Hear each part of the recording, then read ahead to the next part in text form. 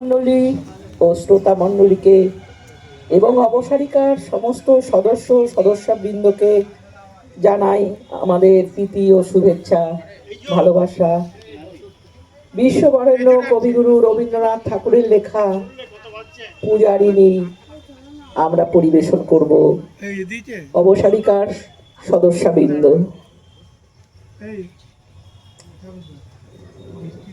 মগধ রাজ্যের অধিপতি নৃপতি বিম্বিসার ছিলেন ভগবান বুদ্ধের প্রেম, অহিংসা নীতির ধারক ও বাহক।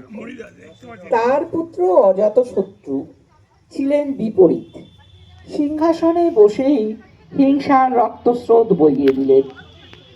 আর একদিকে সেই রাজ্যের মন্দিরের এক সেবিকা, ভক্তিময়ী নারী শ্রীমতী, ভগবান বুদ্ধের প্রতি একনিষ্ঠ ভক্তি, পূজা ও আত্মসমর্পণের কাহিনী অবলম্বনে রবীন্দ্রনাথ ঠাকুরের লেখা পূজারিণী।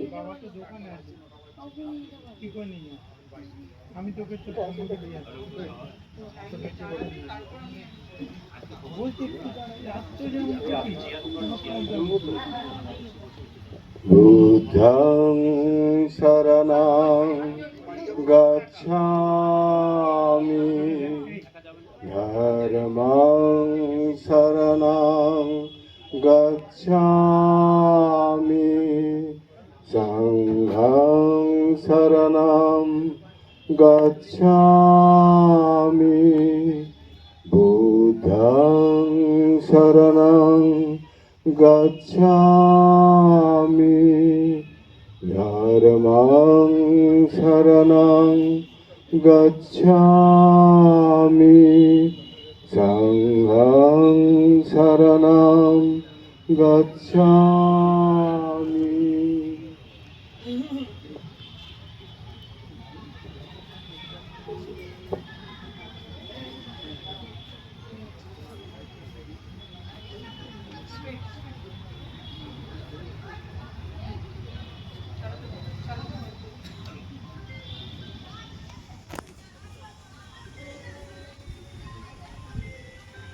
নৃপতি বিম্বিসার নমিয়া বুদ্ধে মাগিয়া লইলা পাদনখ কণা তাঁর, স্থাপিয়া নিভৃত প্রাসাদ কাননে, তাহারই উপরে রচিলা যতনে অতি অপরূপ শিলাময় স্তূপ, শিল্প শোভার সার।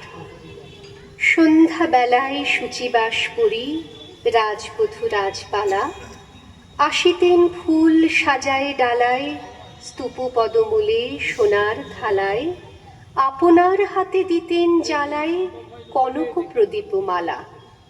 অজাতশত্রু রাজা হলো যবে পিতার আসনে আসি, পিতার ধর্ম শোণিতের স্রোতে মুছিয়া ফেলিল রাজপুরী হতে, সপিল যজ্ঞ অনল আলোতে বৌদ্ধ শাস্ত্র রাশি।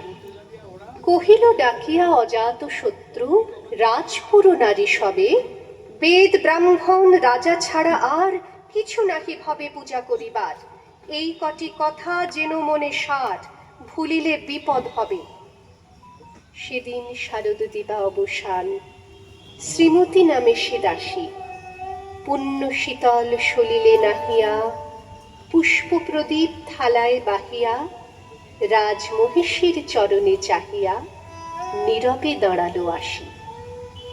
শিহরে সভয়ে মহিষী কহিলা, এ কথা নাহি কি মনে, অজাতশত্রু করেছে রটনা, স্তূপে যে করিবে অর্ঘ্য রচনা, শুলের উপরে মরিবে সে জনা, অথবা নেত্পাশনে। সেথা হতে ফিরি গেল চলি ধীরে বধূ অমিতার ঘরে, সম্মুখে রাখিয়া স্বর্ণ মুকুর, বাঁধিতেছিল সে দীর্ঘ চিকুর, আঁকিতেছিল সে যত্নে সিঁদুর, সীমন্ত সীমা পরে।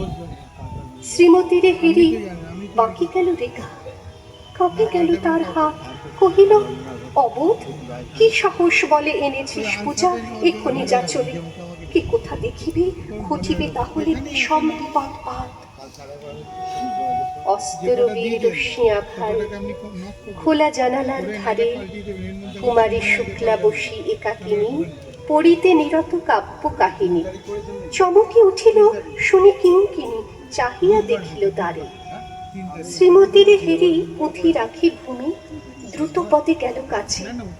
কহে সাবধানে তার কানে কানে, রাজার আদেশ আছে কিনা জানি। এমন করে কি মরণের পানে ছুটিয়া চলিতে আছে। দ্বার হতে দ্বারে ফিরিল শ্রীমতী, লইয়া অর্ঘ্য থালি। হে পুরবাসিনী, সবে ডাকি কয়, হয়েছে প্রভুর পূজার সময়। শুনি ঘরে ঘরে কেহ পায় ভয়, কেহ দেয় তারে গালি। দিবসের শেষ আলোক মেলালো নগর সৌধ পরে। পথ জনহীন, আধারে বিলীন, কলকোলাহল হয়ে এলো ক্ষীণ। আরতি ঘণ্টা ধ্বনিল প্রাচীন রাজ দেবালয় ঘরে। শারদ নিশীর স্বচ্ছ তিমিরে তারা অগণ্য চলে। সিংহ দুয়ারে বাজিল বিষাণ, বন্দিরা ধরে সন্ধ্যার তান। মন্ত্রণা সভা হলো সমাধান, দাড়ি ফুকারিয়া বলে। এমন সময় হেরিলা চমকি, প্রাসাদে প্রহরী যত। রাজার বিজন কানন মাঝারে, স্তূপ পদমূলে গহনা ধারে। জ্বলিতেছে কেন যেন সারে সারে প্রদীপ মালার মতো। মুক্ত কৃপানে পুররক্ষক তখনই ছুটিয়া আসি, শুধালো, কে তুই ওরে দুধমতি, মরিবার তবে করিস আরতি। মধুর কণ্ঠে শুনিল, শ্রীমতী আমি বুদ্ধের দাসী। সেদিন শুভ্র পাষাণ ফলকে পড়িল রক্ত লিখা। সেদিন শারদ স্বচ্ছ নিশীথে, প্রাসাদ কাননে নীরবে নিভৃতে। স্তূপ পদমূলে নিবিল চকিতে, শেষ আরতির শিখা। বুদ্ধং শরণং গচ্ছামি, ধর্মং শরণং গচ্ছামি, সংঘং শরণং গচ্ছামি,